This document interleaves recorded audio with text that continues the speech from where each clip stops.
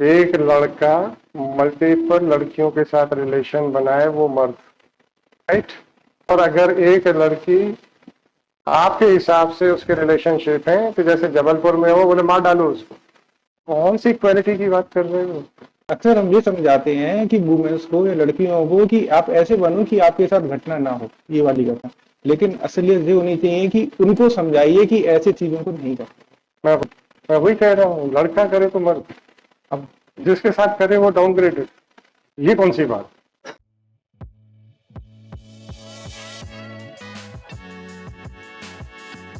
एक लड़का मल्टीपल लड़कियों के साथ रिलेशन बनाए वो मर्द, राइट।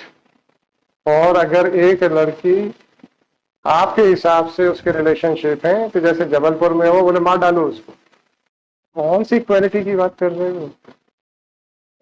वो सो कॉल्ड मर्द ने भी लड़की का एक्सप्लॉयटेशन किया, जिसको अब आप डिग्रेड कर रहे हो बाय असाइनिंग सर्टेन स्टेटस। साहब वो इस तरीके की उस तरीके की है। भाई साहब, उसको इस गड्ढे में अगर आप कह रहे हो गिरी हुई है, गिराया किसने? सो कॉल्ड मर्दों ने। आपको उसकी इज्जत इतनी प्यारी थी तो किसी की इज्जत उछाली क्यों? मर्दानगी दिखाने के लिए। ये कौन सी बात हुई? हम करें तो मर्द और जिसके साथ करें वो डाउनग्रेडेड।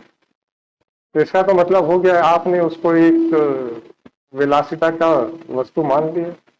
लॉर्डशिप इस पे लॉर्डशिप 17 तारीख का जजमेंट है पारदीवाला जी का। उन्होंने कोट किया है जॉन साहब की साइटेशन, मतलब जो कॉर्ट्स होते हैं कि, मैं उसका हिंदी ट्रांसलेशन एग्जैक्टली याद नहीं आ रहा, कि अक्सर हम ये समझाते हैं कि वुमेन्स को या लड़कियों को कि आप ऐसे बनो कि आपके साथ घटना ना हो, ये वाली घटना।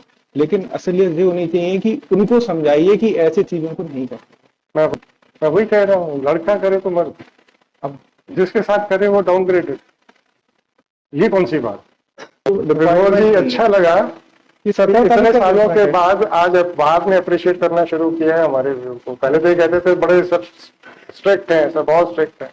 सर अगर हम स्ट्रिक्ट हैं तो समाज को जिसमें हम रहते हैं एक सोसाइटी देने की स्थिति में आएंगे, तो इसमें हम भी रहते हैं सर, हम ये कह रहे हैं।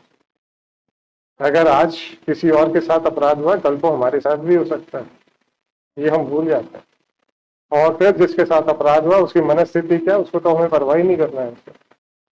If somebody has committed an offense, हम कहते हैं कि if it is morally bad, I am least concerned because it is, if that act is not an offense, I am least concerned.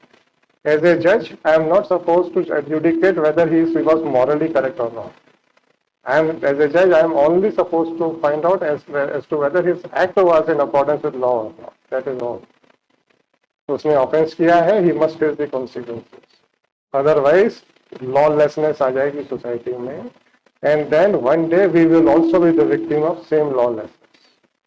ये जजमेंट में कल भी दूंगा बस। तो सर 6 साल के बाद अप्रिशिएशन स्टार्ट हुआ है। नहीं क्लास लगेगी पर ऐसा मत। अभी भी क्लास लगने का डर है आपको अपने साथियों का? अभी भी इस बात की चिंता नहीं है कि भाई अगर सोसाइटी में लॉ ने किसी ऑफेंस को गलत माना है, किसी कहते हैं बैलेंस बनाना चाहिए। मैं क्या कह रहा हूँ, अगर मैंने तो कभी नहीं कहा कि आपका ये काम जो है मॉरली गलत है इसलिए हम नहीं करेंगे। हम तो कहते हैं this is the law, tell me how you are not covered.